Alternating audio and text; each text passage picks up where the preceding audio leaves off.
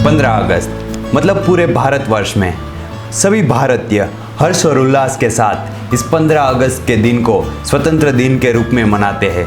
लेकिन सबसे बड़ा सेलिब्रेशन होता है रेड फोर्ट यानी कि लाल किला दिल्ली पे।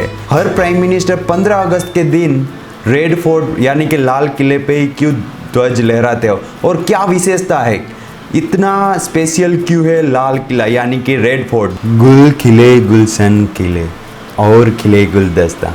सबसे पहले मेरा आप सबको नमस्कार। I am Hardas Odedra, founder director at Filker online media private limited और website filker.com।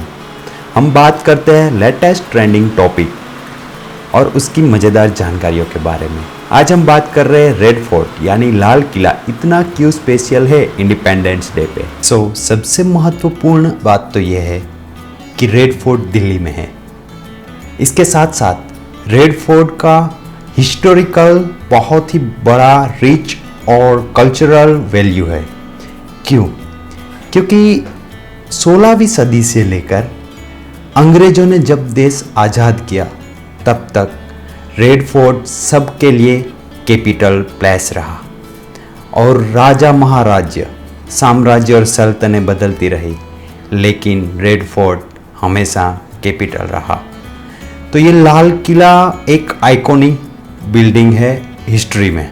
Indian national army या आज़ाद हिंद फौज के रचयिता सुभाष चंद्र बोस ने भी रेड फोर्ट या लाल किले का उल्लेख किया है।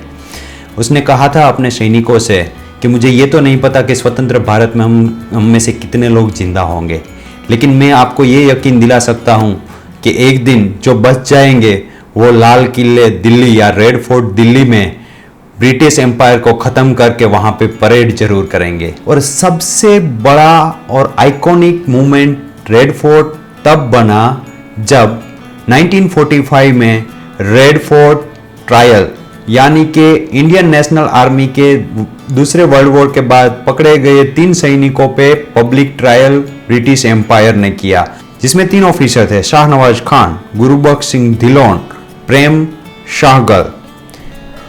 तब पूरा इंडिया सब भारतवासियों का इमोशनल अटैचमेंट हुआ। तब रेड फोर्ट बना इंडियन इंडिपेंडेंस मूवमेंट के लिए सबसे बड़ा आइकॉनिक प्लेस। और सबसे बड़ी मूवमेंट तो तब हो गई जब हमारा देश आज़ाद हुआ 1947 में और जवाहरलाल नेहरू तब के प्राइम मिनिस्टर ने सबसे पहली बार आज़ाद भारत में तिरंगा लहराया रेड फोर्ट दिल्ली से। ये सारे मूवमेंट बनाते हैं रेड फोर्ट को बहुत ही खास और हमें याद दिलाते वो सारे हीरोज और उसकी सेक्रीफाइस की।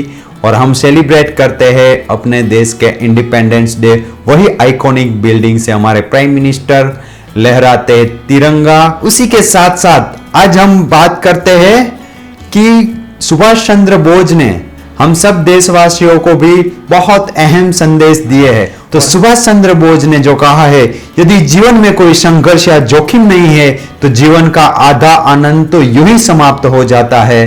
ये बहुत ही बिल्कुल सच है। रिस्क तो स्पाइडरमैन को भी लेना पड़ता है, तो फिर हम तो कॉमन मैन है। हमें रिस्क लेना चाहिए, संघर्ष करना चाहिए और उसका आनंद लेना चाहिए, क्योंकि गर्मी के बिना एयर कंडीशन की कोई मजा नहीं है।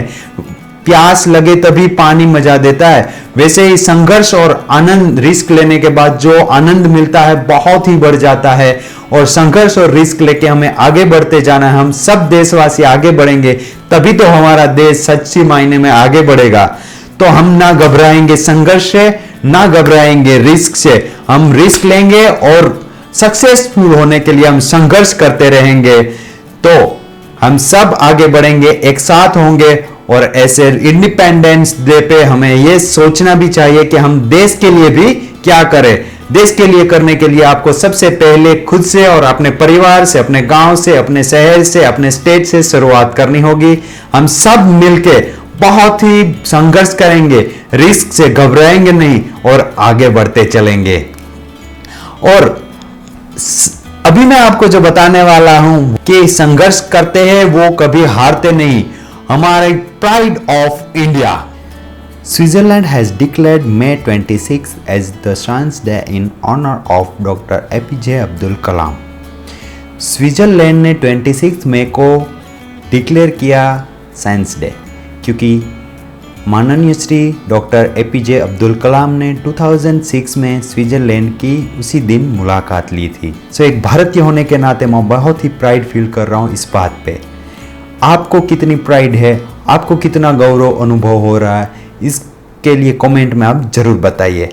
तो ऐसी ही इंटरेस्टिंग इन्फॉर्मेशन हम आपसे शेयर करते रहेंगे, लेकिन उसके लिए आपको सब्सक्राइब करनी होगी हमारी फील करो चैनल यूट्यूब पे।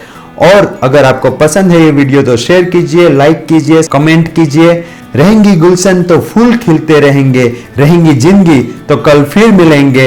Happy independence day to all of you. जय हिंद, जय भारत।